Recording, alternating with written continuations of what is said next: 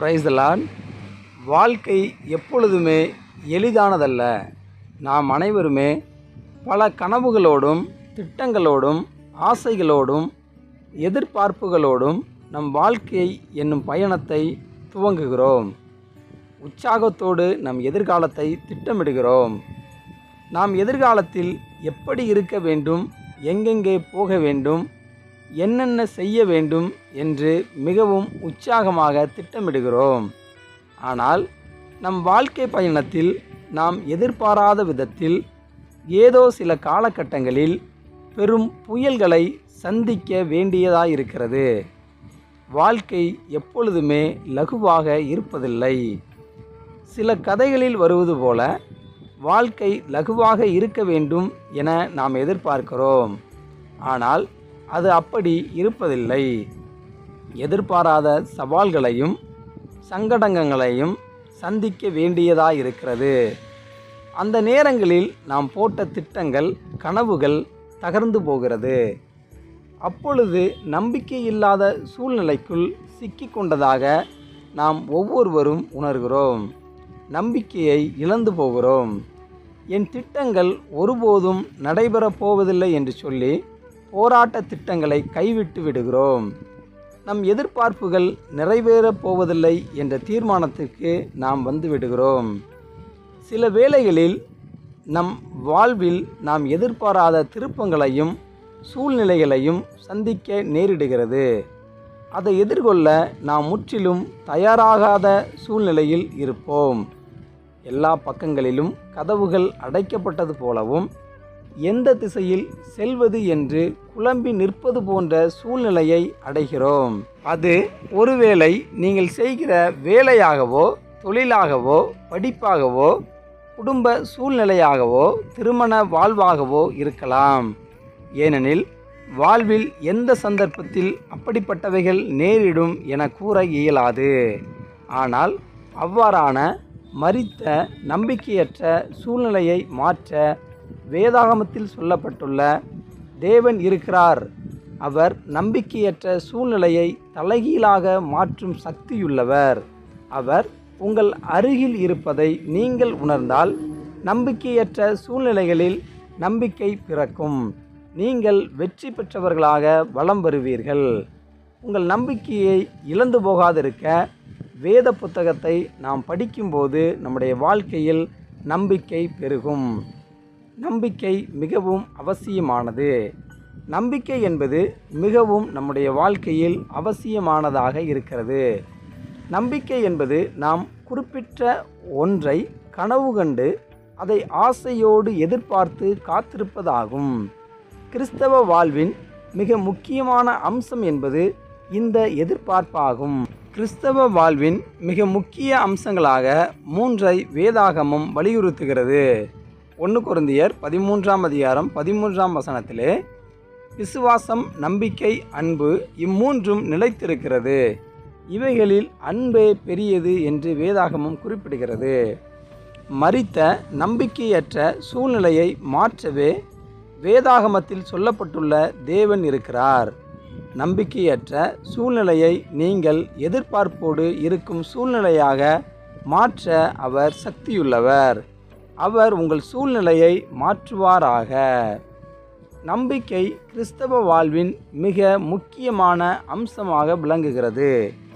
இயேசுவை நம்பி வாழ்ந்தவர்களாகிய நாம் எதிர்காலத்தில் நடைபெறப் போகும் பல காரியங்களை எதிர்பார்த்து வாழ்கிறோம். நித்திய ஜீவனை குறித்த எதிர்பார்ப்பு. தீத்து 1ஆம் அதிகாரம் 3ஆம் வசனத்திலே பொய்யுரையாத தேவன் ஆதி காலம் முதல் நித்திய ஜீவனை குறித்து வாக்குத்தத்தம் பண்ணி அதை குறித்த நம்பிக்கையை பற்றி என்று நாம் வாசிக்கிறோம். நித்திய ஜீவன் நமக்கு கிடைப்பது குறித்து எதிர்பார்ப்பு நமக்கு இருக்கிறது. அந்த நித்திய ஜீவன் நம் ஆவியில் நமக்குள் இருந்த போதிலும் அந்த உயிரோடு புதிய உடலில் வாழப்போவது குறித்து எதிர்பார்ப்பு நமக்கு இருக்கிறது. அடுத்ததாக மகிமையான வாழ்வு குறித்த எதிர்பார்ப்பு. கொலோசியர் 1ஆம் அதிகாரம் 27ஆம் வசனத்திலே புறஜாதிகளுக்குள்ளே விளங்கிய இந்த இரகசியத்திலுள்ள மகிமையின் ஐஸ்வர்யம் இன்னதென்று தேவன் தம்முடைய பரிசுத்தவான்களுக்கு தெரியப்படுத்த சித்தமானார். கிறிஸ்துவானவர் மகிமையின் நம்பிக்கையாக உங்களுக்குள் இருப்பதே அந்த இரகசியம். நமக்கு ஒரு மகிமையான வாழ்வை தருபவர் இயேசு கிறிஸ்து மட்டுமே என்ற எதிர்பார்ப்பில் நாம் வாழ்கிறோம். நாம் இப்பொழுது வாழும் இந்த உலகை விட சிறப்பானதொரு புதிய உலகில் நாம் வாழப்போகிறோம் என்ற எதிர்பார்ப்பை தருபவரும் இயேசு கிறிஸ்துதான். அந்த உலகில் கடவுளுடைய பிரசன்னத்தோடு அவரோடு சேர்ந்து நாம் வாழப்போகிறோம் என்ற எதிர்பார்ப்பில் நாம் ஒவ்வொருவரும் வாழ்கிறோம். அடுத்ததாக அழிவிலிருந்து காப்பாற்றப்படுதல் குறித்த எதிர்பார்ப்பு. 1 பேதுரு 1 7 முதல் 9 வரை நாம் பார்ப்போமானால், அழிந்து போகிற பொன் அக்கினியினாலே சோதிக்கப்படும், அதை பார்க்கிலும் அதிக விலையேற பெற்றதாயிருக்கிற உங்கள் விசுவாசம் சோதிக்கப்பட்டு இயேசு கிறிஸ்து வெளிப்படும் போது உங்களுக்கு புகழ்ச்சியும் கனமும் மகிமையும் உண்டாக காணப்படும். அவரை நீங்கள் காணாமல் இருந்தும் அவரிடத்தில் அன்பு கூறுகிறீர்கள். இப்பொழுது அவரை தரிசியாமல் இருந்தும் அவரிடத்தில் விசுவாசம் வைத்து சொல்லி முடியாததும் மகிமையால் நிறைந்ததுமாயிருக்கிற சந்தோஷமுள்ளவர்களாய் கலிகூர்ந்து உங்கள் விசுவாசத்தின் பலனாகிய ஆத்தும ரட்சிப்பை அடைகிறீர்கள்.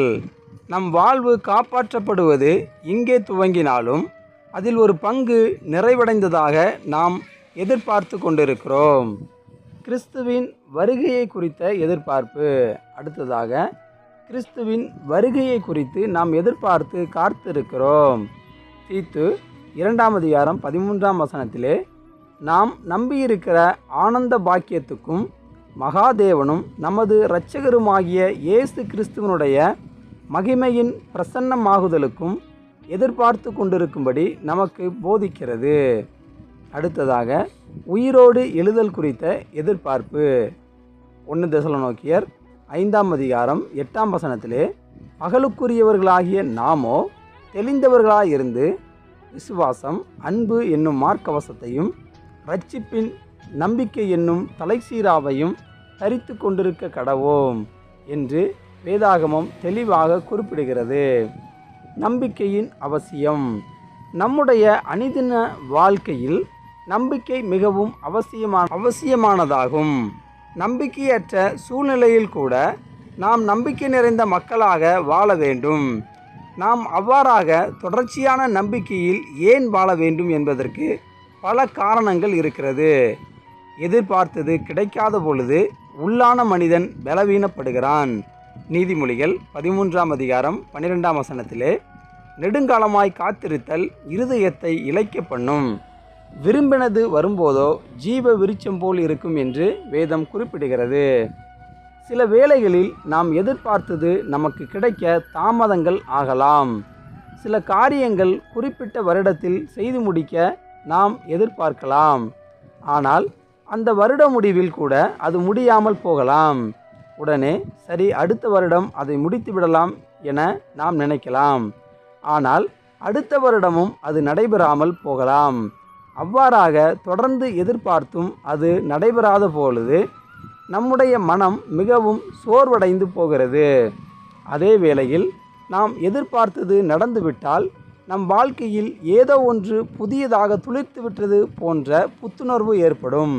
நம் வாழ்வு புதுப்பிக்கப்பட்டது போன்ற உணர்வு நமக்கு ஏற்படும்.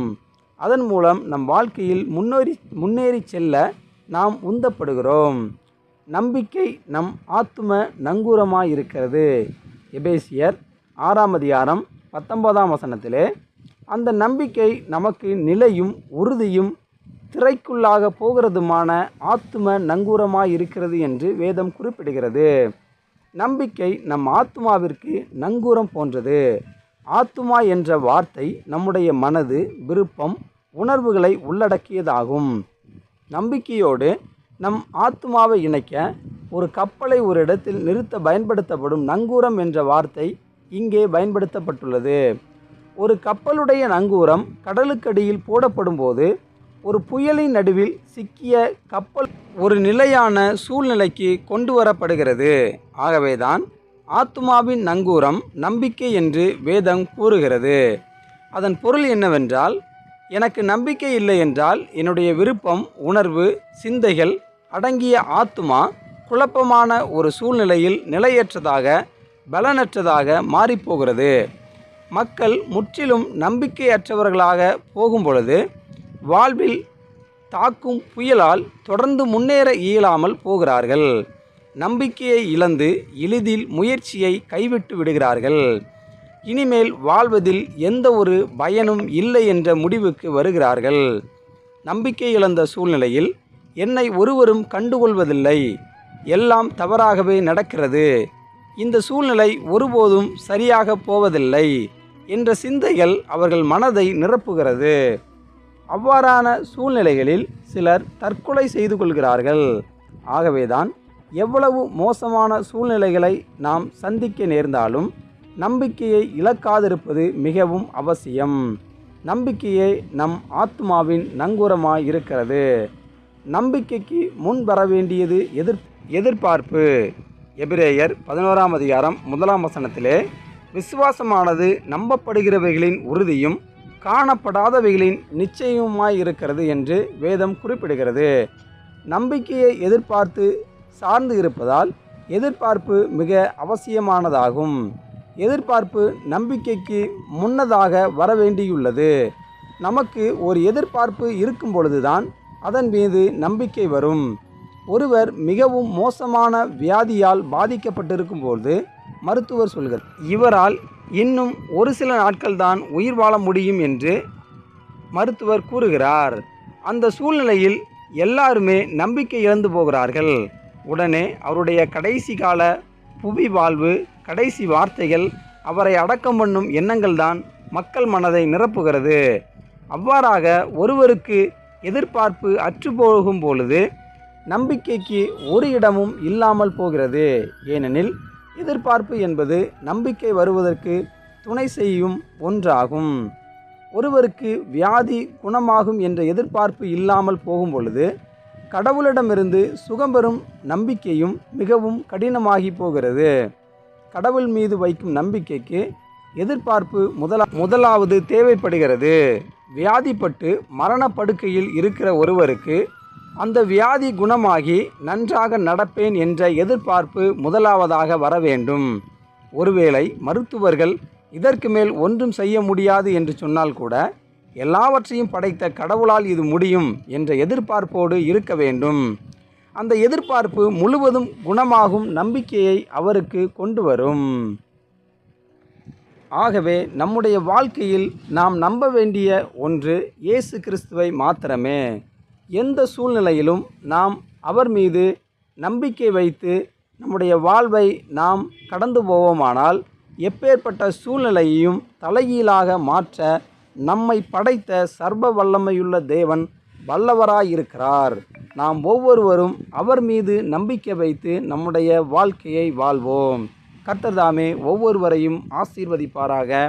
ஆமேன், ஆமேன்.